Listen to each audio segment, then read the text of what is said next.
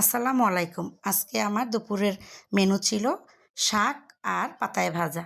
তো আজকে পাতায় ভাজার রেসিপিটি আমি দিয়ে দেব। এখানে ছোট ছোট বেলে মাছ রয়েছে। এর মাঝে আমি গোল গোল করে পাতলা পাতলা করে আলু কেটে দিয়ে দেব। এই রেসিপিটা একদিন ট্রাই করে খাবেন, অনেক মজাদার। এবার কিছু ফ্রোজেন করা বাটা মশলা দিলাম। এখানে 1 চা চামচ আদা রসুন বাটা আর পেঁয়াজ বাটা। তো কুচানো পেঁয়াজ, জিরা, হলুদ, মরিচের গুঁড়ো পরিমাণ মতো দেব। নারিকেল বাটা দিলাম, তেল দিলাম, সয়াবিন তেল। তেলের পরিমাণটা পরিমাণ মতো দেবেন, যেহেতু কলা পাতায়ও তেল দেব। এবার লবণ দিয়ে সুন্দর করে হাতে মেখে নেব। এত সুন্দর করে মাখবেন যেন প্রত্যেকটা মাছের মধ্যে এবং আলুর মধ্যে সুন্দর করে মশলাটা হয়ে যায়, ম্যারিনেট হয়ে যায়। এবার কলা পাতা কেটে সুন্দর করে পরিষ্কার ন্যাকড়া দিয়ে মুছে রেডি করে নেব। বরিশালের মানুষ এই রান্নাটা খুবই সুপরিচিত আর খুবই মজাদার।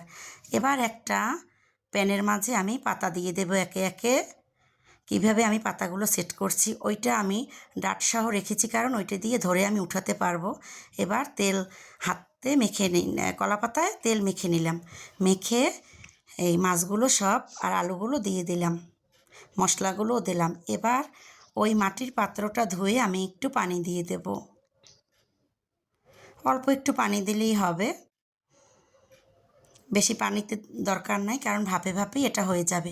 আর এক টুকরো কলা পাতা দিয়ে চাপা ঢাকা দিয়ে আমি সরা দিয়ে দেব, উপরে একটা সরা, সুন্দর করে, যাতে ভাপটা না বের হতে পারে। এবার কারেন্টের চুলায় আমি দিয়ে দিলাম 1000 পাওয়ারে। আর কিছুক্ষণ পরে আমি পাওয়ার কমিয়ে 600-তে দিয়ে দেব, কারণ এটা লো হিটেই হবে। তো দেখুন, বারবার আমি দেখছি। এবার কিন্তু আমি পাওয়ার কমিয়ে 600-তে দিয়ে দিয়েছি। খুবই সুস্বাদু, কিন্তু ঝামেলা কম। এভাবে ইলিশ মাছ, কই মাছ, বিভিন্ন ছোটো মাছ, পোমা মাছ সব কিছুই এভাবে রান্না করতে পারবেন। এবার আমি উল্টে দেব। উল্টানোর জন্য আমি আর একটা পাতা নিলাম। পাতা নিয়ে আমি ওই মাছটা ঢেলে দিলাম, যেহেতু এক পাশ আমার হয়ে গেছে আর এক পাশ হয়নি। দিয়ে আবার আমি সরা দিয়ে চাপা ঢাকা দিয়ে দেব। রান্না করতে মাত্র 30 মিনিট লাগবে লো হিটে। 15 মিনিট প্রথম, 15 মিনিট শেষের দিকে। তো দেখুন আমি কীভাবে রান্না করছি। যদি ভালো লাগে লাইক, কমেন্ট, শেয়ার করবেন।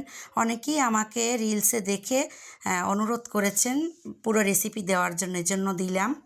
তো এই কলাপাতা ভাজি আমার দাদু আমাদেরকে তৈরি করে খাওয়াইতো, মাও খাওয়ায়, কাকিরাও খাওয়ায়। এখনও আমাদেরকে সবাই বেড়াতে গেলে এই রেসিপি আমাকে খাওয়ায়। তো আমি কিন্তু এটা একটা ডালার মাঝে পরিবেশন করতেছি। দেখুন পোড়া পোড়া কেমন হয়েছে, লেগে লেগে আসছে। ওই যে দেখুন কালারটা দেখুন। তো এই